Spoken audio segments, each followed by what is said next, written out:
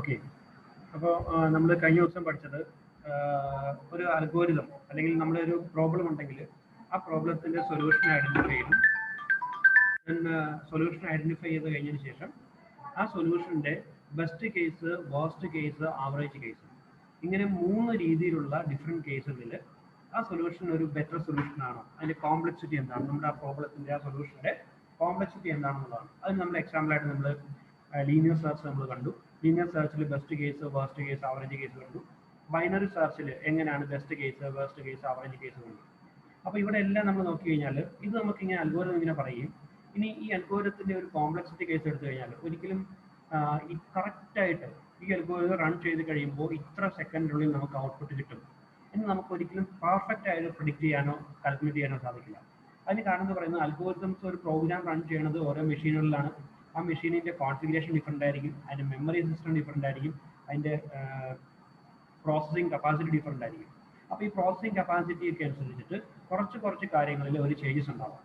അപ്പോൾ അങ്ങനെ ചേഞ്ചസ് ഉണ്ടാകുന്നതുകൊണ്ട് ബെസ്റ്റ്, വേർസ്റ്റ്, ആവറേജ് കേസ് എന്ന് പറഞ്ഞിട്ട് ഒരു something equal to particular value എന്ന് മാത്രമേ പറയാവൂ. നോട്ട് ഈക്വൽ ടു അല്ലെങ്കിൽ ഒരു കറക്റ്റ് ഈക്വൽ ആണെന്ന് നമുക്ക് കറക്റ്റായിട്ട് ഒരു സിംഗിൾ വാല്യൂവിൽ നമുക്ക് അതിന്റെ പ്രൊഡിക്ഷൻ പോസിബിൾ ആവില്ല. അപ്പോൾ അങ്ങനെ വന്ന കേസിലാണ് നമ്മൾ അസിഗ്നോട്ടിക് നൊട്ടേഷൻ എന്ന് പറയുന്ന കൺസെപ്റ്റ് നമ്മൾ യൂസ് ചെയ്യുന്നത്. So asymptotic notations are the languages that allows us to analyze the algorithm's running time based on some input variable. ഒരു അൽഗോരിതത്തിന്റെ റണ്ണിങ് ടൈം അതിന്റെ ഇൻപുട്ട് വേരിയബിളിനെ ബേസ് ചെയ്തിട്ട് ഐഡന്റിഫൈ ചെയ്യുക. ഇങ്ങനെ ഇൻപുട്ട് വേരിയബിളിനെ ഐഡന്റിഫൈ ചെയ്ത് ബേസ് ചെയ്യുമ്പോൾ അതിന് പറയുന്ന പേരാണ് ഗ്രോത്ത് റേറ്റ്. അതിന്റെ ഗ്രോത്ത് റേറ്റ്. അപ്പോൾ ഒരു അൽഗോരിതം എടുത്തു കഴിഞ്ഞാൽ അൽഗോരിതത്തിന്റെ ഗ്രോത്ത് റേറ്റ് എങ്ങനെയായിരിക്കണം? അൽഗോരിതത്തിന്റെ ഗ്രോത്ത് റേറ്റ് മീൻസ് അൽഗോരിതത്തിൽ ഇൻപുട്ട് വാല്യൂ കൊടുക്കുമ്പോൾ ആ ഇൻപുട്ട് വാല്യൂസിൽ ഉണ്ടാകുന്ന ടോട്ടൽ നമ്പർ ഓഫ് ഇൻപുട്സിൽ ഉണ്ടാകുന്ന ചേഞ്ചസ് അതിന്റെ കോംപ്ലക്സിറ്റിയിൽ അഫക്ട് ചെയ്ത് കഴിഞ്ഞാൽ അതിനാണ് പറഞ്ഞ അൽഗോരിതത്തിന് ഗ്രോത്ത് റേറ്റ് എന്ന് പറയുന്നത്. അപ്പോൾ ഈ ഗ്രോത്ത് റേറ്റ് ഡിപ്പെൻഡ് ചെയ്തിട്ട് അല്ലെങ്കിൽ അസിംപ്റ്റോട്ടിക് നൊട്ടേഷൻ 2 രീതിയിലുള്ള കാര്യങ്ങൾക്കാണ് ഒരു ആൻസർ പ്രൊവൈഡ് ചെയ്യുന്നത്. That is the first one. Does the algorithm suddenly become incredibly slow when the output size grows?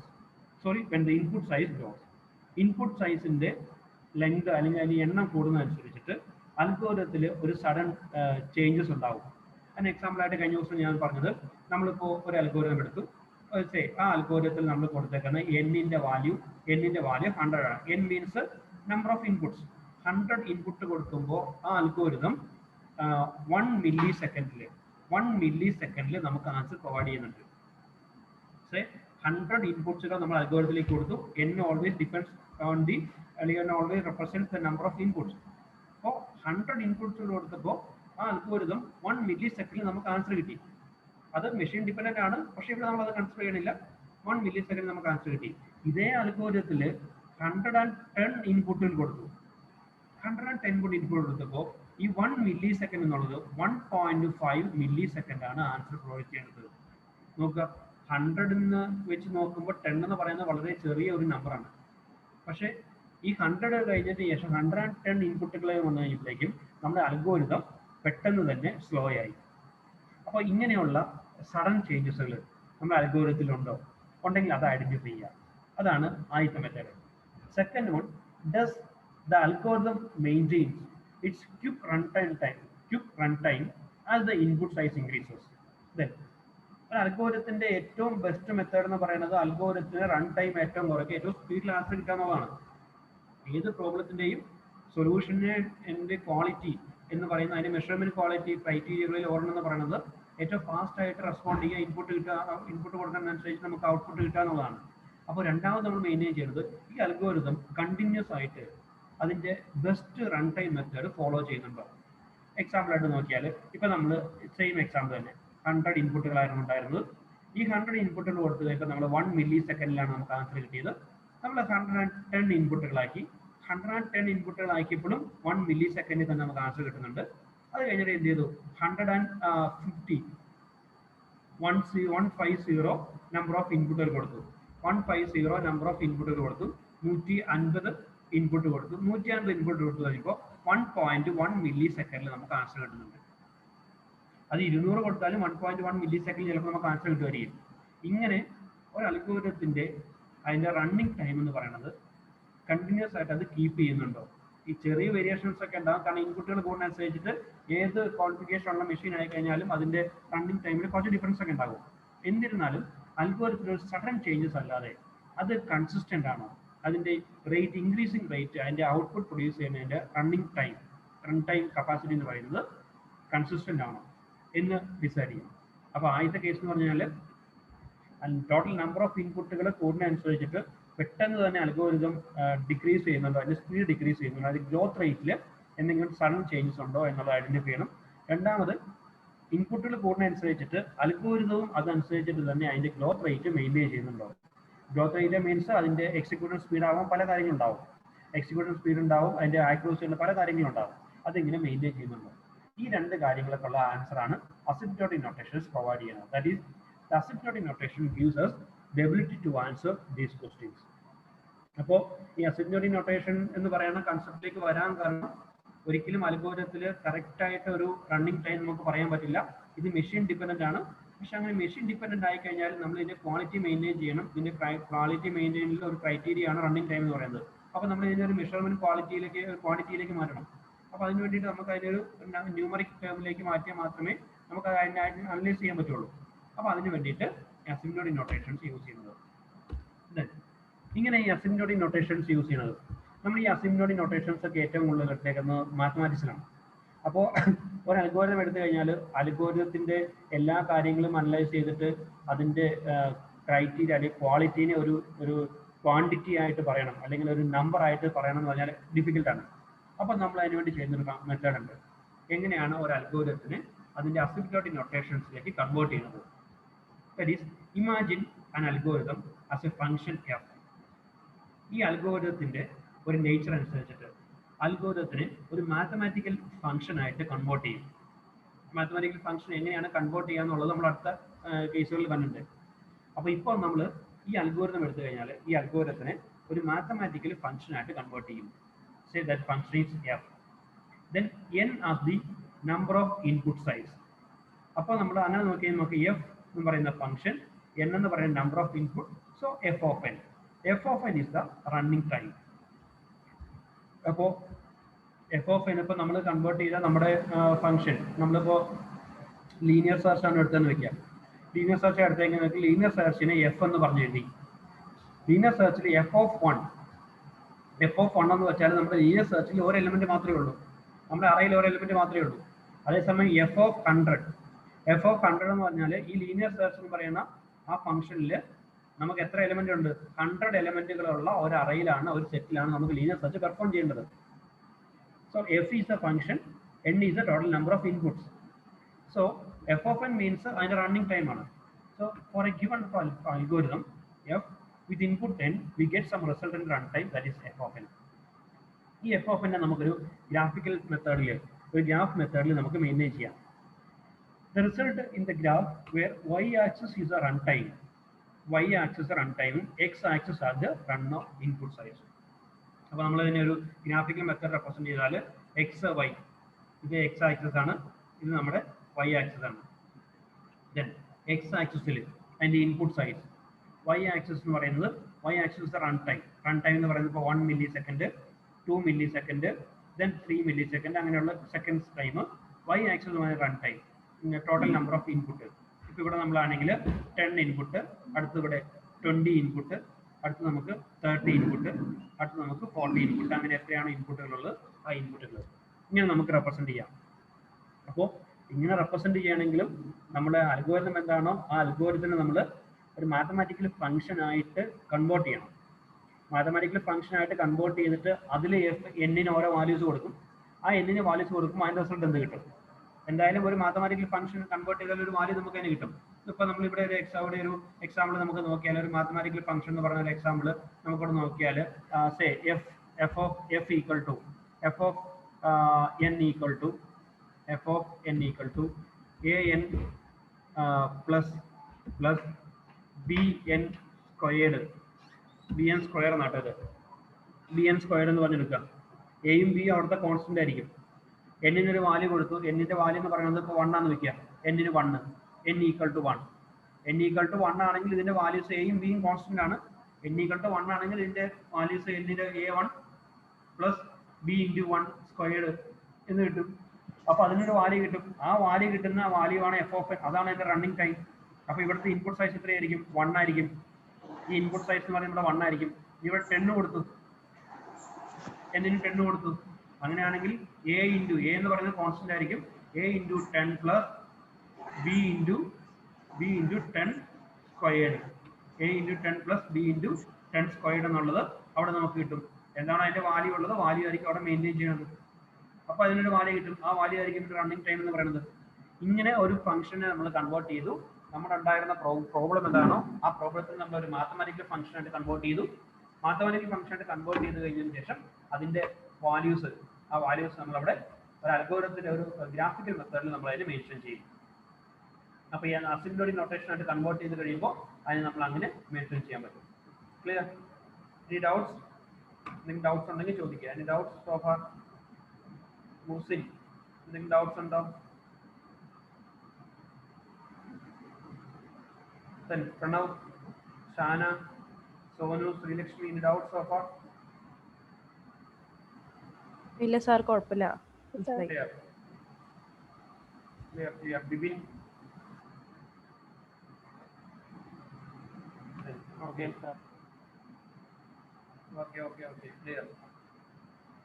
Then next, type of asymptotic notations. മിക്കവാറും പരീക്ഷയ്ക്ക് ചോദിക്കാവുന്നതാണ് asymptotic notations. Then type of asymptotic notations. So we can label a function or an algorithm with an asymptotic notations in many different ways. ഈ asymptotic notations എല്ലാം represent ചെയ്യുന്നതും 3 കേസുകളാണ്: best case, worst case, average case. ഈ best case, worst case, average case എന്ന് പറഞ്ഞാൽ നമ്മൾ നേരത്തെ കണ്ട എക്സാമ്പിളുകളിൽ ബെസ്റ്റ്, വേർസ്റ്റ്, ആവറേജ് കേസ് ഉണ്ടായിരുന്നു. എക്സാമ്പിൾ നമ്മൾ കണ്ടത് എങ്ങനെയായിരുന്നു? എക്സാമ്പിൾ എന്ന് പറഞ്ഞാൽ ബെസ്റ്റ് കേസ് ഉണ്ട്, വേർസ്റ്റ് കേസ് ഉണ്ട്, നമുക്ക് അവിടെ ആവറേജ് കേസും ഉണ്ട്. അപ്പോൾ ഈ ബെസ്റ്റ് കേസും വേർസ്റ്റ് കേസും ആവറേജ് കേസും മീൻസ് നമ്മളിപ്പോൾ ലീനിയർ സെർച്ച് ആണ് എഴുതുന്നതെങ്കിൽ നമുക്ക് സെർച്ച് ചെയ്യേണ്ട നമ്മുടെ കീ എലമെന്റ് ഫസ്റ്റിലാണ് വേണമെങ്കിൽ ഇസ് ബെസ്റ്റ് കേസ്, കാരണം ആദ്യം തന്നെ നമുക്ക് ആൻസർ കിട്ടും. ഇനി വേർസ്റ്റ് കേസ് എന്ന് പറഞ്ഞാൽ 2 കണ്ടീഷൻ, 2 ക്രൈറ്റീരിയകളായിരുന്നു. ബെസ്റ്റ് കേസ് മീൻസ് ഏറ്റവും ലീസ്റ്റ് വൺ, ഏറ്റവും ഡിലേ ആയിട്ട് നമുക്ക് ആൻസർ കിട്ടുള്ളൂ. That is worst case. അതിനകത്തുണ്ടായിരുന്ന മെത്തേഡ് എന്ന് പറയുന്നത് ഒന്നെന്തായിരുന്നു? നമ്മൾ കൊടുത്തേക്കുന്ന നമ്മുടെ എലമെന്റ്, ആ എലമെന്റ് എന്ന് പറയുന്നത് ഒന്ന് നമുക്ക് അങ്ങനെ എലമെന്റ് നമ്മുടെ ഡേറ്റാ സെറ്റിലില്ല, നമ്മുടെ അറയിൽ, നമ്മുടെ സെറ്റിൽ അങ്ങനെ ഒരു എലമെന്റേ ഇല്ല, നമുക്ക് കണ്ടുപിടിക്കേണ്ട കീ എലമെന്റേ ഇല്ല. അങ്ങനെയാണെങ്കിൽ എന്ത് ചെയ്യാം? എല്ലാ എലമെന്റ് 1 by 1 ആയിട്ട് ചെക്ക് ചെയ്യണം. ലാസ്റ്റ് മാത്രമേ നമുക്ക് റിസൾട്ട് കിട്ടുള്ളൂ. So that is the first case. പിന്നെ മറ്റൊന്ന് പറയുന്നത് നമുക്ക് കണ്ടുപിടിക്കേണ്ട എലമെന്റ് ഏറ്റവും ലാസ്റ്റ് ആണ് കിടക്കുന്നത്. ലാസ്റ്റ് ആണ് കിടക്കേണ്ടതെങ്കിലും സെയിം തന്നെയാണ്, കാരണം 1 by 1 ആയിട്ട് ചെക്ക് ചെയ്യേണ്ടി വരും. ആവറേജ് കേസ് മീൻസ് നമുക്ക് കണ്ടുപിടിക്കേണ്ട എലമെന്റ് മിഡിലാണ് കിടക്കുന്നത്. That is average case. അപ്പോൾ ഇങ്ങനെയുള്ള 3 കേസുകളെ കമ്പയർ ചെയ്യുന്നതാണ് ബെസ്റ്റ്, വേർസ്റ്റ്, ആവറേജ് എന്ന് പറയാം. അപ്പോൾ അവിടെ നമ്മളൊന്ന് അനലൈസ് ചെയ്ത് കഴിഞ്ഞാൽ പറഞ്ഞു, ഒന്നാമത്തെ പൊസിഷനിൽ കിടക്കുന്നതിനെ മാത്രമല്ല നമുക്ക് ബെസ്റ്റ് കേസ് എന്ന് പറയാൻ പറ്റണത്. രണ്ടാമത്തെ പൊസിഷനിൽ ഇപ്പോൾ ഒരു 100 എലമെന്റ്സ് ഉണ്ട്. 100 എലമെന്റ്സ് ഉണ്ടെങ്കിൽ ഒന്നാമത്തെ പൊസിഷനിൽ കിടക്കുന്നത് എന്തായാലും ബെസ്റ്റ് കേസാണ്. പക്ഷേ രണ്ടാമത്തെ പൊസിഷനിൽ കിടക്കുന്നത് ബെസ്റ്റ് കേസായിട്ട് നമുക്ക് കൺസിഡർ ചെയ്യാം. മൂന്നാമത്തെ പൊസിഷനിൽ കിടക്കുന്നത് ബെസ്റ്റ് കേസായിട്ട് കൺസിഡർ ചെയ്യാം. ക്ലിയർ? അപ്പോൾ ബെസ്റ്റ് കേസ് എന്ന് നമ്മൾ പറയുമ്പോൾ തന്നെ ആ ബെസ്റ്റ് കേസിൽ ഒന്നാമത് കിടക്കുന്നതും ബെസ്റ്റ് കേസ് എന്ന് പറയും, രണ്ടാമത് കിടക്കുന്നതും പറയും, മൂന്നാമത് കിടക്കുന്നതും പറയും. ഇനി വേർസ്റ്റ് കേസ് എന്ന് പറഞ്ഞിട്ടുണ്ടെങ്കിൽ നമ്മൾ 50ാമത്തെ എലമെന്റ് ആണ്, 50ാമത് കിടക്കുന്ന എലമെന്റ് ആണെങ്കിൽ, സോറി, വേർസ്റ്റ് കേസ് എന്ന് പറയുന്നത് ഏറ്റവും ലാസ്റ്റ് കിടക്കുന്ന എലമെന്റ് ആണെങ്കിൽ അത് വേർസ്റ്റ് കേസ് എന്ന് പറയും. അതായത് 100th കിടക്കുന്ന എലമെന്റ് ആണെങ്കിൽ അത് വേർസ്റ്റ് കേസ് എന്ന് പറയും. പക്ഷെ at the same time 99th പൊസിഷനിൽ കിടക്കുന്ന എലമെന്റും വേർസ്റ്റ് കേസാണ്, 98th പൊസിഷനിൽ കിടക്കുന്ന എലമെന്റും വേർസ്റ്റ് കേസാണ്. വേർസ്റ്റ് കേസിന് അപ്പോൾ ഒരു മാക്സിമം ഒരു അപ്പർ ബൗണ്ട് കൊടുത്തു.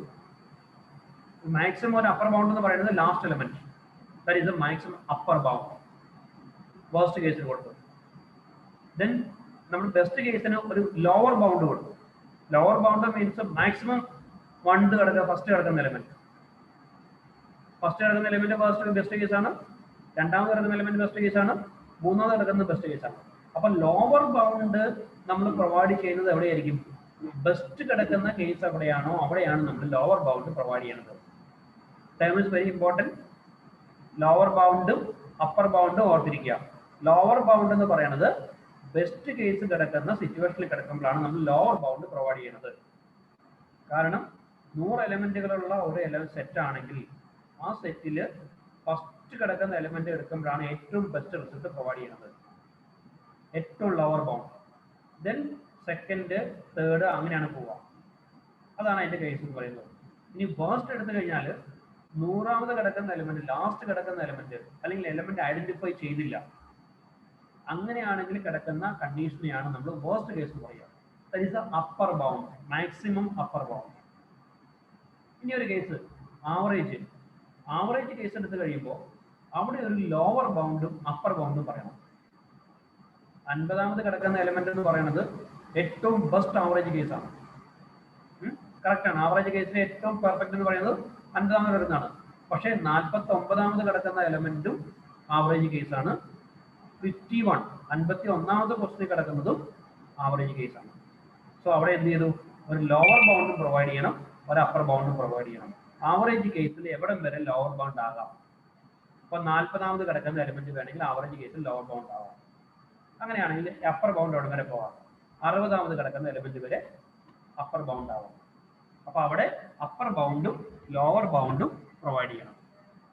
ക്ലിയർ?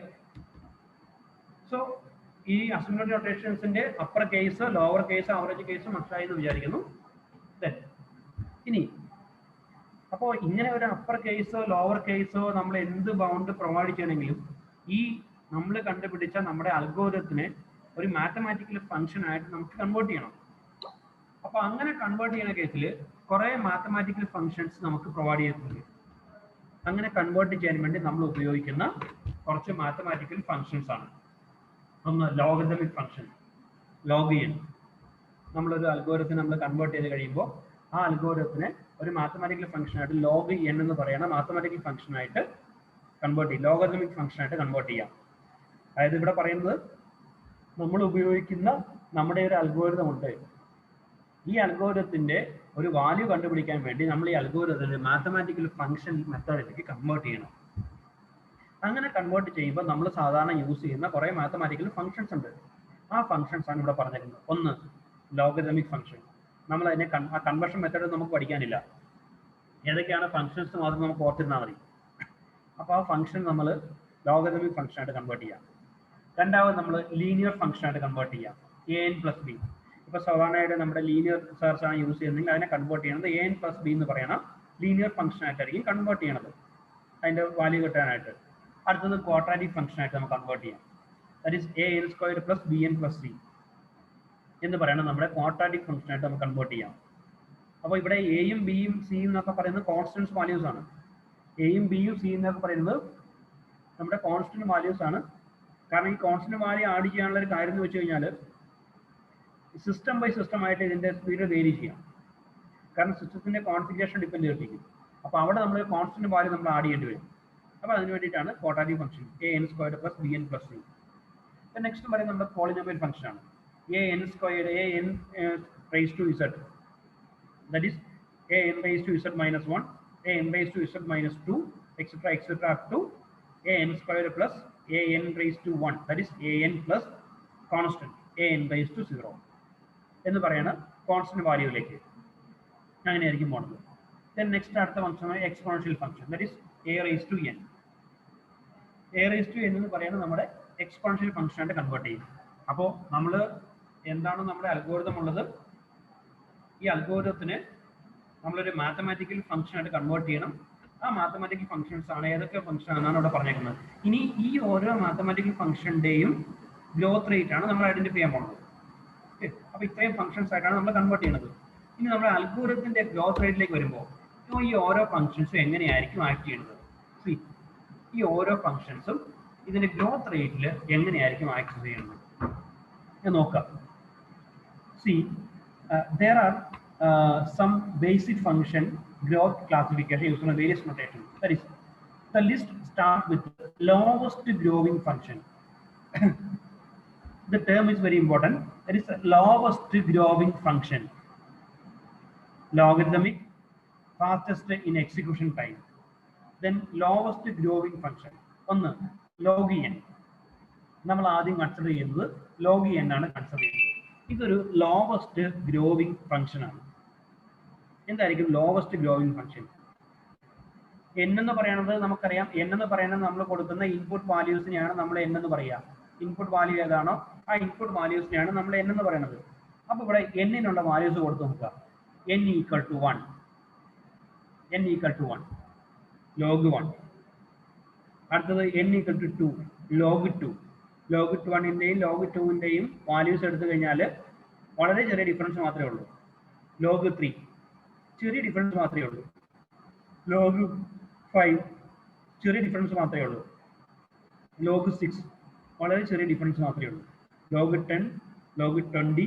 അപ്പോൾ ലോഗരിതം അൽഗോരിതത്തിനെ ലോഗരിതമിക് ഫംഗ്ഷൻ ആയിട്ട് നമ്മൾ കൺവേർട്ട് ചെയ്താൽ, അല്ലെങ്കിൽ ആ അൽഗോരിതത്തെ നമ്മൾ ഇന്റർപ്രറ്റ് ചെയ്യുമ്പോൾ ഒരു ലോഗരിതമിക് ഫംഗ്ഷൻ ആയിട്ടാണ് നമുക്ക് കിട്ടുന്നതെങ്കിൽ ആ ഫംഗ്ഷൻ എന്ന് പറയുന്നത് ഫാസ്റ്റസ്റ്റ് എക്സിക്യൂഷൻ ടൈം ഉള്ളതായിരിക്കും, സ്ലോവസ്റ്റ് ഗ്രോയിങ് സ്പീഡ് ഉള്ളതായിരിക്കും. അപ്പോൾ ഇവിടെ നോക്കിയാൽ log n എന്ന് പറയുന്ന വാല്യൂ വന്നു. ഇതിൻ്റെ വാല്യൂ 1 കൊടുത്തു, അടുത്ത വാല്യൂ 2 കൊടുത്തു, അടുത്ത വാല്യൂ 3 കൊടുത്തു. അപ്പോൾ log 1, log 2, log 3 എന്നൊക്കെ പറയുന്നത് 1 by 1 ആയിട്ട് വളരെ ചെറിയ ഡിഫറൻസ് മാത്രമേ ഉണ്ടാവുള്ളൂ. That is the slowest growing function. Then and it goes to the fastest growing function. ഇത് മനസ്സിലാകുമ്പോൾ നമുക്ക് റിസൾട്ട് ക്ലിയർ ആവും. എന്തായിരിക്കും ഇതിന്റെ ഫാസ്റ്റസ്റ്റ് ഗ്രോയിങ് ഫംഗ്ഷൻ? എക്സ്പോണൻഷ്യൽ എന്ന് പറയുന്നത് ഫാസ്റ്റസ്റ്റ് ആയിട്ട് ഗ്രോ ചെയ്യുന്ന ഫംഗ്ഷൻ ആണ്. ഇപ്പൊ ഇവിടെ നോക്കുക, എക്സ്പോണൻഷ്യൽ ഫംഗ്ഷൻ. ഇപ്പൊ നമ്മൾ a⁻n എന്ന് പറയുന്നതാണ് നമ്മുടെ എക്സ്പോണൻഷ്യൽ ഫംഗ്ഷൻ ആയിട്ട് എഴുതുന്നത്. സി, എയുടെ വാല്യൂ 5 ആണ്. a എന്ന് പറയുന്നത് a equal to 5. a equal to എന്ന് പറയുന്നത് 5 ആയിട്ടാണ് കൺസിഡർ ചെയ്യുന്നത്. അപ്പോൾ നമ്മൾ ഇതിന്റെ ഗ്രോവിംഗ് റേറ്റ് പറയുവാണ്. 5 raised to 1, then 5 raised to 2, then 5 raised to 3, 5 raised to 4, 5 raised to 5, 5 raised to 6. ഇങ്ങനെയായിരിക്കും ഈ ഫംഗ്ഷൻ ഗ്രോ ചെയ്യുന്നത്. അപ്പോൾ ആ ഫംഗ്ഷന്റെ വാല്യൂ റൺ ചെയ്യണത് എങ്ങനെയായിരിക്കും? ഏറ്റവും ഫാസ്റ്റ് ആയിട്ടായിരിക്കും ആ റിസൾട്ട് പ്രൊഡ്യൂസ് ചെയ്യുന്നത്. 5 raised to 5 1 ആണ്, 25 ആണ്, then 5 into 5 into 5, 5 into 5 into 5. അതിന്റെ ഗ്രോവിംഗ് സ്പീഡ്, അതിന്റെ റിസൾട്ട് പ്രൊഡ്യൂസ് ചെയ്യുന്ന ഗ്രോവിംഗ് സ്പീഡ് എന്ന് പറയുന്നത് വളരെ ഫാസ്റ്റസ്റ്റ് ആയിരിക്കും. അപ്പൊ ഇതേ വാല്യൂസ്, ഇതേ 1 2 3 4 5 തന്നെയാണ് ഈ കാണുന്ന ഇതേ 1 2 3 4 5 6 തന്നെയാണ് നമ്മൾ ലോഗിന് കൊടുത്തത്. പക്ഷെ അവിടെ log 1, log 2, log 3, log 4 എന്ന് പറഞ്ഞിട്ടാണ് ഗ്രോ ചെയ്യുന്നത്. ഇവിടെ നമ്മൾ 5 raised to 1, 5 raised to 2, 5 raised to 3 എന്ന് പറഞ്ഞിട്ടാണ് ഗ്രോ ചെയ്യുന്നത്. See the difference. അപ്പോൾ നമ്മുടെ അൽഗോരിതത്തിന്റെ റേറ്റ് എങ്ങനെയാണോ, അതിന്റെ സ്റ്റൈൽ എങ്ങനെയാണോ, ആ അൽഗോരിതം ഏത് രീതിയിലാണ് പെർഫോം ചെയ്യുന്നത്, അതിന്റെ പെർഫോമൻസിനെ ഡിപ്പെൻഡ് ചെയ്തിട്ട് അൽഗോരിതത്തിന്റെ ഗ്രോവിംഗ് റേറ്റ് നമുക്ക് ഐഡന്റിഫൈ ചെയ്യണം. ഗ്രോത്ത് റേറ്റ് ക്ലിയർ ആയി. അപ്പോൾ ഏത് അൽഗോരിതം ആണോ, നമ്മുടെ അൽഗോരിതം വളരെ ഫാസ്റ്റ് ആയിട്ട് റൺ ചെയ്ത് പോകുന്ന ഒരു അൽഗോരിതം ആണെങ്കിൽ അതിനെ എക്സ്പോണൻഷ്യൽ ഫംഗ്ഷനിലേക്കാണ് കൺവേർട്ട് ചെയ്യേണ്ടത്. അൽഗോരിതം വളരെ സ്ലോയിലാണ് മൂവ് ചെയ്യുന്നതെങ്കിൽ അതിന് നമ്മൾ ലോഗരിതമിക് ഫംഗ്ഷൻ ആയിട്ട് കൺവേർട്ട് ചെയ്യാം. ബാക്കിയുള്ളതെല്ലാം അതിന്റെ മിഡിൽ വരുന്നതാണ്. Here n as the input. അപ്പോൾ ഇത് ഞാൻ നേരത്തെ ഇതിപ്പോൾ നമ്മൾ പറഞ്ഞ പോലെയാണ്, n എന്ന് പറയുന്ന ഇൻപുട്ട് വാല്യൂ ആണ്, ബാക്കി വരുന്നതെല്ലാം അതിന്റെ കോൺസ്റ്റൻസ് ആണ്. അപ്പോൾ ഒരു അൽഗോരിതം എങ്ങനെയാണ് അതിന്റെ ഗ്രോവിംഗ് റേറ്റ്, അതിന്റെ ഫാസ്റ്റസ്റ്റ് ഗ്രോവിംഗ് എങ്ങനെ, എക്സ്പോണൻഷ്യൽ ഗ്രോവിംഗ് റേറ്റ് എങ്ങനെയാണെന്നുള്ളത് മനസ്സിലായി എന്ന് വിചാരിക്കുന്നു. ക്ലിയർ ആണോ? Any doubts? No doubts?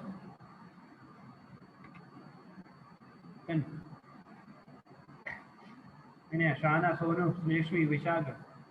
Any doubts? Anugraha clear ആണോ? അഭിജിത്ത് ക്ലിയർ ആണോ? Yes, sir. Yes. Gyan, Jibin, Muhsin, clear? Yes, sir. Okay.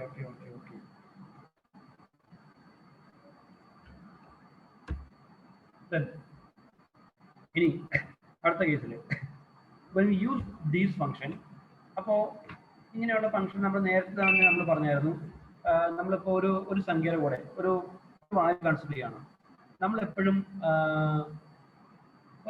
നമ്മളൊരു എക്സാമ്പിൾ നോക്കി കഴിഞ്ഞാൽ നമ്മൾ കൊടുത്തേക്കുന്ന ഒരു എക്സ്പോണൻഷ്യൽ ഫംഗ്ഷൻ നമ്മൾ കൺസിഡർ ചെയ്തു. നമ്മൾ കൺസിഡർ ചെയ്തേക്കുന്നത് നമ്മുടെ എക്സ്പോണൻഷ്യൽ ഫംഗ്ഷൻ എന്ന് പറയുന്നത് a⁻n എന്ന് പറയുന്ന ഒരു എക്സ്പോണൻഷ്യൽ ഫംഗ്ഷൻ നമ്മൾ കൺസിഡർ ചെയ്യുകയാണ്. ഈ എക്സ്പോണൻഷ്യൽ ഫംഗ്ഷന്റെ കൂടെ ഞാനൊരു കോൺസ്റ്റന്റ് കൂടി ആഡ് ചെയ്യുകയാണ്. a⁻n + 6. a⁻n + 6. എയുടെ വാല്യൂ എന്ന് പറയുന്നത് 10 ആണ്. എയുടെ വാല്യൂ 10 ആണ്. അപ്പോൾ 10⁻n + 6 എന്നാവും. എന്നിട്ട് ഞാൻ ഈ n-ന് ഇനി വാല്യൂസ് കൊടുക്കുകയാണ്. 10⁻1, 10⁻2, 10⁻3, 10⁻1 കൊടുത്തു. അപ്പോൾ 10⁻1 + 6. അടുത്തത് 10⁻2 + 6 10 raised to 3 plus 6. അപ്പോൾ ഇവിടെ നോക്കുക, ഇവിടെ ടോട്ടൽ എന്ന് പറയുന്നത് 10 പ്ലസ് 6 എന്ന് വരും. ഇവിടെ നമ്മൾക്ക് 100 പ്ലസ് 6 എന്ന് വരും. ഇവിടെ നമ്മൾ നോക്കിയാൽ 1000 പ്ലസ് 6 എന്ന് വരും. അപ്പോൾ ഈ 6 എന്ന് പറയുന്നത് നമ്മുടെ ഒരു കോൺസ്റ്റന്റ് വാല്യൂ ആണ്, നമ്മൾ അഡീഷണൽ ആഡ് ചെയ്തേക്കുന്നതാണ്. 10ന്റെ കൂടെ 6 നമുക്ക് ആഡ് ചെയ്യാം, ഡിഫറൻസ് ഏകദേശം സെയിം തന്നെയാണ്. പക്ഷേ 100ന്റെ കൂടെ നമ്മൾ 6 ആഡ് ചെയ്ത് കഴിഞ്ഞപ്പോഴേക്കും വലിയൊരു മീനിങ് അതിനില്ല. ഓൾറെഡി 100 ആണ് ഗ്രോ ചെയ്ത് പോണത്, അതിൻ്റെ കൂടെ വളരെ ചെറിയൊരു ക്വാണ്ടിറ്റി മാത്രമേ ആഡ് ചെയ്യുന്നുള്ളൂ. നമുക്ക് അത് കഴിഞ്ഞതിന് ശേഷം 1000 ആഡ് ചെയ്യുന്നു, 1000ന്റെ കൂടെയും 6 ആഡ് ചെയ്യുന്നു. അപ്പോൾ 10ന്റെ കൂടെ ഒരു 6 ആഡ് ചെയ്ത് കഴിഞ്ഞപ്പോൾ കിട്ടിയ അത്രയും ഒരു ഇഫക്റ്റ് 1000ന്റെ കൂടെ ആഡ് ചെയ്യുമ്പോൾ നമുക്ക് കിട്ടില്ല. അത് കഴിഞ്ഞ ശേഷം 10⁴ എടുത്തു, അതിൻ്റെ കൂടെ 6 ആഡ് ചെയ്യുന്നു. ഇങ്ങനെ നമ്മൾ കോൺസ്റ്റന്റ് എന്ന് പറയുന്നത് നമ്മുടെ ടോട്ടൽ റിസൾട്ടിൽ വലിയൊരു ചേഞ്ചസ് വരുത്തുന്നില്ലെങ്കിൽ ഈ കോൺസ്റ്റൻസ് നമുക്ക് അവോയ്ഡ് ചെയ്യാം. നമ്മളിങ്ങനെ കോൺസ്റ്റൻസ് ആഡ് ചെയ്ത് കഴിയുമ്പോൾ ആഡ് ചെയ്യുന്ന കോൺസ്റ്റൻസ് നമ്മുടെ ടോട്ടൽ റിസൾട്ടിൽ വലിയ ഒരു ചേഞ്ച് വരുത്തുന്നില്ല, അല്ലെങ്കിൽ ഗ്രോത്ത് റേറ്റിന് വലിയ കാര്യമായിട്ട് ഡിപ്പെൻഡ് ചെയ്യുന്നില്ല, അതിനെ അഫക്റ്റ് ചെയ്യണില്ലെങ്കിൽ ഇതിനെ നമുക്ക് റിമൂവ് ചെയ്യാം. അങ്ങനെ റിമൂവ് ചെയ്യുമ്പോൾ a⁻n+6 എന്ന് പറയുന്ന നമ്മുടെ യൂസ് ചെയ്ത നമ്മുടെ ഫംഗ്ഷൻ a⁻n എന്ന് മാത്രമായിട്ട് റെഡ്യൂസ് ആവും. കാരണം a⁻n+6 എന്നാണ് നമ്മൾ അൽഗോരിതം കൺവേർട്ട് ചെയ്തപ്പോൾ നമുക്ക് കിട്ടിയത്, നമ്മുടെ ഫംഗ്ഷൻ അങ്ങനെയാണ് കിട്ടിയത്. പക്ഷേ ആ അൽഗോരിതത്തിൽ ഒരു കോൺസ്റ്റന്റ് ആയിട്ട് 6 ഉണ്ടായിരുന്നു, 6 ഓർ ഇനി അത്ര കോൺസ്റ്റന്റ്, ഒരു കോൺസ്റ്റന്റ് ഉണ്ടായിരുന്നു. അൽഗോരിതം ഗ്രോ ചെയ്യുന്നതനുസരിച്ചിട്ട് ഈ കോൺസ്റ്റൻസിന് വലിയൊരു ഇമ്പോർട്ടൻസ് കിട്ടുന്നില്ല. അപ്പോൾ നമ്മൾ എന്ത് ചെയ്യും, ആ കോൺസ്റ്റൻസ് വാല്യൂസിന് നേരെ അവോയ്ഡ് ചെയ്യും. നമ്മൾ അൽഗോരിതം എന്ത് ചെയ്യും, a(n) എന്ന് പറയുന്നത് ചെയ്യും. അപ്പോൾ തൊട്ട് മുന്നേ നമ്മൾ ഇവിടെ കണ്ടു കഴിഞ്ഞാൽ നമുക്ക് കുറേ അൽഗോരിതംസ് ഉണ്ടായിരുന്നു. log n, an plus b, an² plus bn plus c, അങ്ങനെ ഡിഫറെൻറ്റ് ടൈപ്പുള്ള അൽഗോരിതംസ് അല്ല, അൽഗോരിതത്തിനെ ഒരു ഫംഗ്ഷൻ ആയിട്ട് കൺവേർട്ട് ചെയ്തപ്പോൾ കിട്ടിയ ഫംഗ്ഷൻസ് കൺവേർട്ട് ചെയ്ത് കിട്ടിയ ഫംഗ്ഷൻസ് ഉണ്ടായിരുന്നു. ഈ ഫംഗ്ഷൻ എല്ലാത്തിലും കുറേ കോൺസ്റ്റന്റ് വാല്യൂസ് ഉണ്ട്. അപ്പോൾ നമുക്ക് എന്ത് ചെയ്യാം, ഈ കോൺസ്റ്റന്റ് വാല്യൂ വലിയ കാര്യമായിട്ട് നമ്മുടെ റിസൾട്ടിൽ അഫക്ട് ചെയ്യുന്നില്ലെങ്കിൽ ആ കോൺസ്റ്റന്റ് വാല്യൂ നമുക്ക് അവോയ്ഡ് ചെയ്യാം. അങ്ങനെ അവോയ്ഡ് ചെയ്ത് ആ ഫംഗ്ഷന്റെ സിംപ്ലസ്റ്റ് ഫോം നമുക്ക് യൂസ് ചെയ്യാം. So this means to avoid the constants and the lower order terms, because as the input size increases to infinity, the lower order terms and constants have no importance. അതിന്റെ വാല്യൂസിലോ അതിന്റെ കാര്യങ്ങളിലോ ഒന്നും importance ഇല്ല. അപ്പോൾ നമ്മൾ അതിന്റെ ആദ്യത്തെ function എടുത്തു, log n. log n എന്ന് പറയുന്ന ഫംഗ്ഷനിൽ കോൺസ്റ്റന്റ് വാല്യൂ ഒന്നുമില്ല, n മാത്രമേ ഉള്ളൂ. n മീൻസ് ഇൻപുട്ട് ആണ്. log 1, log 2, log 3, log 4 എന്ന് പറയുന്ന ഇൻപുട്ടുകളാണ് n, ടോട്ടൽ നമ്പർ ഓഫ് ഇൻപുട്ടുകൾ. അപ്പോൾ അതിൽ നമുക്കൊന്നും കളയാനില്ല. സോ എന്ത് ചെയ്തു, ആ log n എന്ന് പറയുന്നതിന് log n തന്നെയായിട്ട് യൂസ് ചെയ്തു, അതിനെ സിംപ്ലിഫൈ ചെയ്തു. അതുപോലെ സിംപ്ലിഫൈ ചെയ്യാനൊന്നുമില്ല. So that itself a simplified form. Then next linear function an+b. an+b എന്ന് പറയുന്ന ഫംഗ്ഷൻ എടുത്തു കഴിഞ്ഞാൽ അവിടെ രണ്ട് കോൺസ്റ്റന്റ് ഉണ്ട്, a ഉണ്ട്, b ഉണ്ട്. ഈ രണ്ട് കോൺസ്റ്റന്റ്സ് ഉണ്ട്. ഇതിൽ അൽഗോരിതത്തിന്റെ റേറ്റ് കൂടുന്നതനുസരിച്ചിട്ട്, അൽഗോരിതത്തിന് ടോട്ടൽ നമ്പർ ഓഫ് ഇൻപുട്ടുകൾ കൂടുന്നതനുസരിച്ചിട്ട് എക്കും ബിക്കും ഒരു ഇമ്പോർട്ടൻസ് ഇല്ല. നമ്മൾ 1, 2, 3 വാല്യൂസ് എടുത്ത് കഴിയുമ്പോൾ ഇമ്പോർട്ടൻസ് ഉണ്ടാവും. കൂടുതൽ വാല്യൂസ് നമ്മൾ കൊടുത്തു കഴിഞ്ഞാൽ, കൂടുതൽ ഇൻപുട്ട് കൊടുത്തു കഴിഞ്ഞാൽ എക്കും ബിക്കും ഇമ്പോർട്ടൻസ് ഇല്ല. സോ എന്ത് ചെയ്തു, ആ ലീനിയർ ഫംഗ്ഷൻ നമ്മൾ ഷോർട്ട് ചെയ്തു, n എന്ന് മാത്രമായിട്ട് ചെയ്തു. ലീനിയർ ഫംഗ്ഷനെ നമ്മൾ സോർട്ട് ചെയ്തു. അപ്പോൾ നമ്മൾ അവിടെ എല്ലാം ഏതാണോ അവോയ്ഡ് ചെയ്യാൻ പറ്റുന്ന എന്തെങ്കിലും കോൺസ്റ്റൻസ് ഉണ്ടെങ്കിൽ കോൺസ്റ്റൻസിനൊക്കെ അവോയ്ഡ് ചെയ്യും. അതാണ് അതിന്റെ മീനിങ്. അടുത്ത ക്വാഡ്രാറ്റിക് ഫംഗ്ഷൻ എടുത്തു. Quadratic function an² plus bn plus c എന്നായിരുന്നു. an² plus bn plus c എന്ന് പറയുന്നത് ലോഗരിതമിക് അല്ല, നമ്മുടെ കോൺസ്റ്റന്റ് ടൈം ആയിട്ടുള്ള എയും ബിയും സിയും എന്താ അവോയ്ഡ് ചെയ്തു. അതിപ്പോൾ n² plus n എന്നാക്കി. പക്ഷേ n എന്ന് പറയുന്നത് ഇൻഎഫക്റ്റീവ് കോൺസ്റ്റന്റ് ആയിട്ട് തന്നെ വരും, കാരണം സ്ക്വയർ കിടക്കുന്നതുകൊണ്ട് n വലിയ ഇമ്പോർട്ടൻസ് ഇല്ല. സോ എന്ത് ചെയ്തു, ക്വാഡ്രാറ്റിക് ഫംഗ്ഷൻ നമ്മൾ മിനിമൈസ് ചെയ്തു, n² എന്ന് മാത്രമാക്കി, n² എന്നാക്കി. അതുപോലെ തന്നെ പോളിനോമിയൽ ഫംഗ്ഷൻ. പോളിനോമിയൽ ഫംഗ്ഷന്റെ an⁻z എന്നുള്ളതായിരുന്നു. an⁻z, an⁻z-1, z-2 എന്നൊക്കെ വേണ്ടാണ് പോവുക. അതിനെന്ത് ചെയ്തു, എല്ലാ ടേമുകളും അവോയ്ഡ് ചെയ്തിട്ട് n⁻z, where z is some constant, n⁻z എന്നാക്കി. അതിനെ മിനിമൈസ് ചെയ്തു. അടുത്തത് എക്സ്പോണൻഷ്യൽ ഫംഗ്ഷൻ ഉണ്ടായിരുന്നു. അപ്പോൾ ഈ എക്സ്പോണൻഷ്യൽ ഫംഗ്ഷന് a⁻n ആണ്, അത് a⁻n തന്നെ എഴുതി. കാരണം അവിടെ നമ്മുടെ കോൺസ്റ്റന്റ് ടൈം പറഞ്ഞാൽ പിന്നെ അത് എക്സ്പോണൻഷ്യൽ ഫംഗ്ഷൻ അല്ലാതാവും. സോ എന്ത് ചെയ്തു, a⁻n എന്ന് തന്നെ സ്പെസിഫൈ ചെയ്തു. അപ്പോൾ ആദ്യം നമ്മൾ ഏതാണോ ഒരു അൽഗോരിതം എടുക്കുന്നത് ആ അൽഗോരിതത്തിന് ഒരു മാത്തമാറ്റിക്കൽ ഫംഗ്ഷൻ ടൈമിൽ തന്നെ കൺവേർട്ട് ചെയ്യാം. അങ്ങനെ കൺവേർട്ട് ചെയ്ത അൽഗോരിതത്തിൽ നമ്മൾ ഷോർട്ട് ഫോമിലേക്ക് എത്തണം. ഈ ഷോർട്ട് ഫോമിലേക്ക് എത്താൻ വേണ്ടിയിട്ട് കോൺസ്റ്റൻസോ ലോവർ ഓർഡർ ടേംസോ മീൻസ് ഇപ്പോൾ ഇവിടെ നോക്കി കഴിഞ്ഞാൽ an² an⁻1 an⁻0 ഇതൊക്കെ ലോവർ ഓർഡർ ടേംസ് ആണ്. അപ്പോൾ ഇങ്ങനെയുള്ള ലോവർ ഓർഡർ ടേംസ് ഉണ്ടെങ്കിൽ ആ ലോവർ ഓർഡർ ടേംസ് നമ്മൾ അവോയ്ഡ് ചെയ്യും. That is that terms does not have any importance in the function. Clear ആയി? So next one, big O notations. അതായത് നമ്മുടെ അസിംപ്റ്റോട്ടിക് നൊട്ടേഷൻസ്. എന്തൊക്കെയാണ് നമ്മുടെ അസിംപ്റ്റോട്ടിക് നൊട്ടേഷൻ എന്ന് പറയുന്നത്? ദെൻ അതിൽ നമ്മുടെ ഫസ്റ്റ് നൊട്ടേഷൻ ദാറ്റ് ഈസ് എപ്പോഴും പരീക്ഷയ്ക്ക് ചോദിക്കുന്നതാണ് asymptotic notation. That is big O notation. എന്താണ് നമ്മുടെ? അപ്പോൾ ഞാൻ നേരത്തെ നമ്മുടെ best case, worst case, average case പഠിച്ചപ്പോൾ അവിടെ എപ്പോഴാണ് ലോവർ ബൗണ്ടും എപ്പോഴാണ് അപ്പർ ബൗണ്ടും ആവശ്യമായിട്ട് വരുന്നതെന്നൊക്കെ പറഞ്ഞായിരുന്നു. അത് ഓർമ്മയിലുണ്ടെന്ന് വിചാരിക്കുന്നു. So big O notation, it is commonly written as big O. It is an asymptotic notation for the worst case growth for an algorithm. അൽഗോരിതത്തിന്റെ വേർസ്റ്റ് കേസ് ഗ്രോത്തിനെയാണ് റെപ്രസെന്റ് ചെയ്യുന്നത്. അപ്പോൾ ഞാൻ നേരത്തെ പറഞ്ഞത് worst case growth means linear search എടുത്തു കഴിഞ്ഞാൽ 100ാമത് കിടക്കുന്ന എലമെന്റിലാണ് നമ്മൾ വേർസ്റ്റ് കേസ് ഗ്രോത്ത് പറയണത്. അല്ലെങ്കിൽ പിന്നെ എലമെന്റ് ഐഡന്റിഫൈ ചെയ്യാതെ വരണം. അപ്പോൾ എലമെന്റ് ഐഡന്റിഫൈ 100ാമത്തെ കേസിൽ വേർസ്റ്റ് കേസ് പറയുമ്പോൾ അത് എന്തായിരിക്കും? അത് അപ്പർ ബൗണ്ട് ആയിരിക്കും സ്പെസിഫൈ ചെയ്യുന്നത്, ലോവർ ബൗണ്ട് അല്ല. ഇത് ഞാൻ ഇത്രയും വ്യക്തമായിട്ട് പറയാൻ കാരണം ഈ ബിഗ് O നൊട്ടേഷൻസ് എക്സാമിനേഷൻ എഴുതുമ്പോൾ എന്ത് ചെയ്യും? എപ്പോഴും നമ്മൾ ഇതിന്റെ അപ്പർ ബൗണ്ട് ആണോ ലോവർ ബൗണ്ട് ആണോ എന്നുള്ള കാര്യങ്ങൾ വിട്ടുപോകും. അപ്പോൾ നമ്മുടെ ഫംഗ്ഷൻ എന്ന് പറയുന്നത് f(n) ആണ്. അങ്ങനെ ഓർത്തിരിക്കുക, നമ്മുടെ ഫംഗ്ഷൻ എന്ന് പറയുന്നത് f(n) ആണ്. നമ്മൾ കാൽക്കുലേറ്റ് ചെയ്യുന്ന നമ്മുടെ മാത്തമാറ്റിക്കൽ ഫംഗ്ഷൻ എന്ന് പറയുന്നത് f(n) ആണ്. ഇനി വേറൊരു ഫംഗ്ഷൻ ഉണ്ട് g(n). g(n) എന്ന് പറയുന്നത് മറ്റൊരു ഫംഗ്ഷൻ ആണ്. ഈ ഫംഗ്ഷനെ വെച്ചിട്ടാണ് നമ്മൾ വാല്യൂ ഐഡന്റിഫൈ ചെയ്യുന്നത്. കാരണം ഗ്രോത്ത് റേറ്റ് എന്ന് പറഞ്ഞാൽ ഞാൻ നേരത്തെ പറഞ്ഞത് ഇപ്പോൾ 100 ആണ്. ഓരോ മെഷീനിൽ നമ്മൾ റൺ ചെയ്ത് കഴിയുമ്പോൾ അതിന്റെ ഗ്രോത്ത് റേറ്റ് കറക്റ്റ് ഒരു വാല്യൂ നമ്മൾ സ്പെസിഫൈ ചെയ്യാൻ പറ്റില്ല. അപ്പോൾ എന്ത് ചെയ്യും? നമുക്ക് കമ്പയർ ചെയ്യേണ്ട അതിനെയും കൂടി നമ്മളൊരു ഫംഗ്ഷൻ ആയിട്ട് കൺസിഡർ ചെയ്യും. ഇപ്പൊ 100ാമത് എലമെന്റ് ഉണ്ടെന്ന് പറഞ്ഞിട്ട് എല്ലാ കേസിലും 100 ആയിരിക്കില്ലല്ലോ. നമ്മൾ 1000 എലമെന്റ് ഉണ്ടെങ്കിൽ നമ്മുടെ ഇൻപുട്ടുകളുടെ എണ്ണം 1000 ആയിരിക്കും നമ്മുടെ അപ്പർ ബൗണ്ട് ആയിട്ട് വരുന്നത്. 10000 ഇൻപുട്ടാണ് കൊടുക്കുന്നെങ്കിൽ 10000 ആയിരിക്കും നമ്മുടെ ഇൻപുട്ട് ആയിട്ട് വരുന്നത്. അപ്പൊ എന്ത് ചെയ്തു? ആ ഇൻപുട്ടുകളിൽ കൊടുക്കേണ്ട കമ്പയർ ചെയ്യേണ്ട ഫംഗ്ഷൻ ഏതാണോ അതിനെയും കൂടി നമ്മൾ g(n) ആയിട്ട് കൺസിഡർ ചെയ്തു. അപ്പൊ നമുക്ക് അസിംപ്റ്റോട്ടിക് നൊട്ടേഷൻസ് എപ്പോഴും സ്പെസിഫൈ ചെയ്യുമ്പോൾ രണ്ട് ഫംഗ്ഷൻസ് ആവശ്യമാണ്. രണ്ട് ഫംഗ്ഷൻസ് ആവശ്യമായിരുന്ന കാരണം less than or equal to ഒരു വാല്യൂ അല്ല നമ്മൾ പറയുന്നത്, പകരം ഒരു ഫംഗ്ഷൻ ആണ് പറയുന്നത്. f(n) എന്ന് പറയുന്നത് നമ്മുടെ നമ്മൾ ഉപയോഗിക്കുന്ന നമ്മുടെ അൽഗോരിതത്തിൽ നമ്മുടെ original function. That original function is compared to some other function that is called g(n). Clear?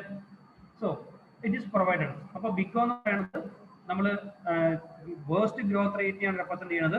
അപ്പോൾ വേർസ്റ്റ് ഗ്രോത്ത് റേറ്റ് മീൻസ് അതൊരു ഏറ്റവും ലാസ്റ്റ് ആയിരിക്കും വേർസ്റ്റ് ഗ്രോത്ത് റേറ്റ് പറയുക. അപ്പോൾ അതിനെ പറയുന്നത് അപ്പർ ബൗണ്ട് ആണ് പറയുന്നത്. അപ്പോൾ it provides with an asymptotic upper bound. Asymptotic upper bound ഓർത്തിരിക്കുക. Asymptotic upper bound. Asymptotic upper bound means അത് കോൺസ്റ്റന്റ് ആഡ് ചെയ്തേ പറ്റൂ. അതൊരു കറക്റ്റ് ടേം അല്ല. കറക്റ്റ് ഒരു വാല്യൂ പറയാൻ പറ്റില്ല. വാല്യൂ പറയാൻ പറ്റാത്തതുകൊണ്ടാണ് അതിനെ അസിംപ്റ്റോട്ടിക് അപ്പർ ബൗണ്ട് എന്ന് പറയുക.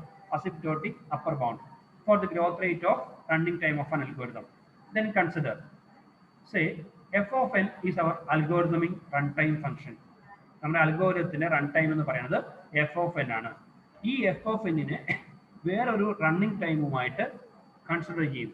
റണ്ണിംഗ് ടൈമുമായിട്ട് കമ്പയർ ചെയ്യും. കൺസിഡർ അല്ല, കമ്പയർ ചെയ്യും. അങ്ങനെ കമ്പയർ ചെയ്യാൻ വേണ്ടി നമ്മൾ എടുക്കുന്ന ഫംഗ്ഷനാണ് g(n). And g(n) is an arbitrary time complexity that we are trying to relate in our algorithm. നമ്മുടെ അൽഗോരിതമായിട്ട് കമ്പയർ ചെയ്യാൻ വേണ്ടി നമ്മൾ എടുക്കുന്ന ഒരു ആർബിട്രറി ഫംഗ്ഷൻ ആണ് g(n). അപ്പോൾ അസിംപ്റ്റോട്ടിക് നൊട്ടേഷൻസ് എവിടെ സ്പെസിഫൈ ചെയ്താലും രണ്ട് ഫംഗ്ഷൻസ് കമ്പയർ ചെയ്യാന്ന് പറയുന്നത് കമ്പൽസറി ആണ്. ബിഗ് O എന്ന് പറയുന്നത് വേർസ്റ്റ് കേസിനെ റെപ്രസെന്റ് ചെയ്യാനാണ്. വേർസ്റ്റ് കേസ് എന്ന് പറയുമ്പോൾ അത് അപ്പർ ബൗണ്ട് ആണ്. ക്ലിയർ ആണ്? ഇനി നമുക്ക് ഈസിയാണ്. സി, ഇതാണ് നമ്മുടെ അസിംപ്റ്റോട്ടിക് നൊട്ടേഷൻസിന്റെ upper bound. f(n) less than or equal to c into g(n).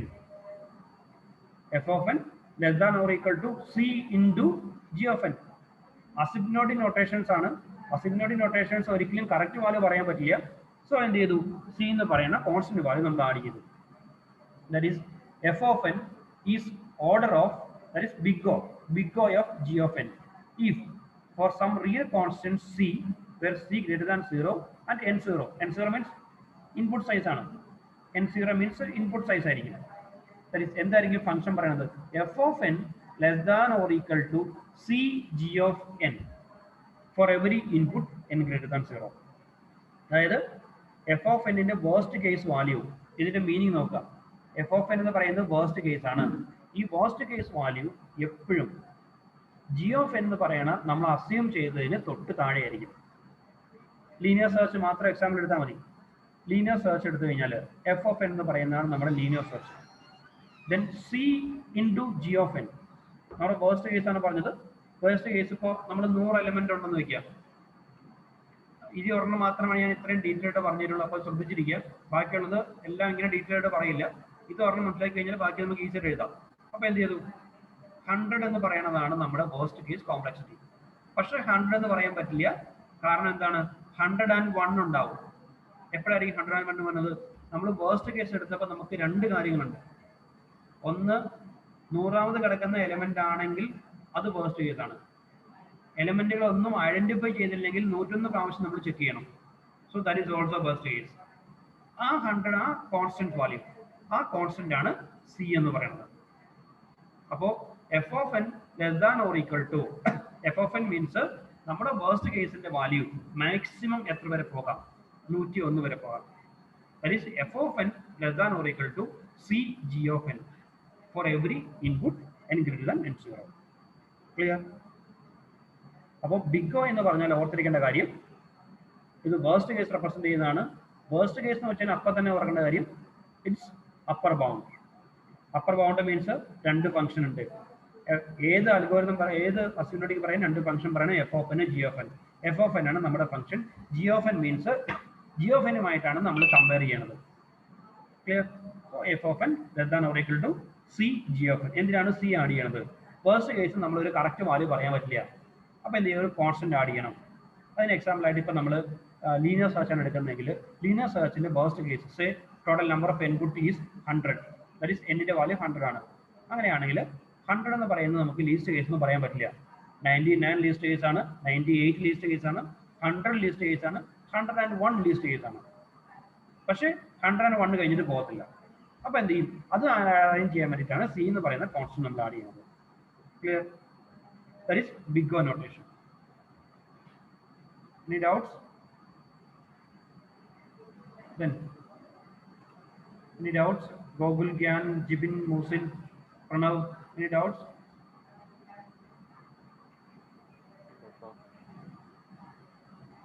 No, sir. Yes, Gyan. Doubt. Clear. Clear. So move on to next. അപ്പോൾ നമുക്ക് അടുത്ത ഓരോ ക്ലാസ് ഇല്ലേ, അപ്പോൾ ഞാനിത് അടുത്ത നൊട്ടേഷൻസ് എടുക്കണില്ല. അപ്പോൾ ഒരു കാര്യം ചെയ്തു, ഇതിൻ്റെ സ്ക്രീൻഷോട്ട് എല്ലാവരും പെട്ടെന്ന് എടുത്തു. അടുത്ത ദിവസം ഈ ബിഗ് O നൊട്ടേഷൻസ് നിങ്ങളാണ് എക്സ്പ്ലെയിൻ ചെയ്യുക. ക്ലിയർ? ബിഗ് O ഇത് ഞാൻ വളരെ കൃത്യമായിട്ട് പറഞ്ഞിട്ടുണ്ട്. ഇത് മനസ്സിലായിട്ടുണ്ടെങ്കിൽ ബാക്കിയുള്ളതെല്ലാം നിങ്ങൾക്ക് തന്നെ പറയാവുന്നതേ ഉള്ളൂ. സോ ടുമോറോ നിങ്ങളൊരു കാര്യം ചെയ്താൽ മതി, ഞാൻ സ്ക്രീൻ കാണിക്കുക, നിങ്ങളത് എക്സ്പ്ലെയിൻ ചെയ്യാം. ബിഗ് O ഇത് ഇതിലെങ്ങനെയാണ് ഗ്രോത്ത് റേറ്റ്, സ്ക്രീൻഷോട്ട് എടുക്കുക. ഇതിലെങ്ങനെയാണ് ഗ്രോത്ത് റേറ്റ്, ഗ്രോത്ത് റേറ്റ് അതിൽ ക്ലിയർ ആയി. ഓക്കെ, യെസ്, എടുത്തില്ലേ? Next big omega. ഇതേ കാര്യം എപ്പോഴാണ് ബെസ്റ്റ് കേസ് പറഞ്ഞിട്ടുണ്ട്. ബെസ്റ്റ് കേസ് എന്ന് പറയുമ്പോൾ നമ്മൾ യൂസ് ചെയ്യുന്നത് ലോവർ ബൗണ്ട് ആണ്. ലോവർ ബൗണ്ടിൽ എങ്ങനെയാണ് അത് സ്പെസിഫൈ ചെയ്യുന്നത്, അത്രയും കാര്യങ്ങൾ മാത്രം പറഞ്ഞാൽ മതി. ആദ്യത്തെ കാര്യം മനസ്സിലായിട്ടുണ്ടെങ്കിൽ ഇത് വളരെ ഈസിയാണ്. Then theta notation, asymptotically tight കൊണ്ട് ഞാനത് എക്സ്പ്ലെയിൻ ചെയ്ത് തന്നോളാം. നിങ്ങളൊന്ന് പറഞ്ഞാൽ മതി. Small omega. ക്ലിയർ? ഇത്രയും കാര്യങ്ങൾ നാളത്തെ ക്ലാസ്സിൽ നിങ്ങളൊന്ന് എക്സ്പ്ലെയിൻ ചെയ്യാം. ഓക്കെ, ക്ലിയർ ആയോ? Any doubts? ക്ലിയർ ആയോ? ഓക്കെ ഓക്കെ, അപ്പോൾ നമുക്ക് നാളെ കാണാം. Okay, bye. Thank you.